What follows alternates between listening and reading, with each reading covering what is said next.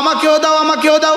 হযরত ফাতেমা বললেন, আব্বা বলেছে ঘুমাবার সময় 33 বার সুবহানাল্লাহ, 33 বার আলহামদুলিল্লাহ, 34 বার আল্লাহু আকবার, এটা গোলামের চেয়ে ভালো।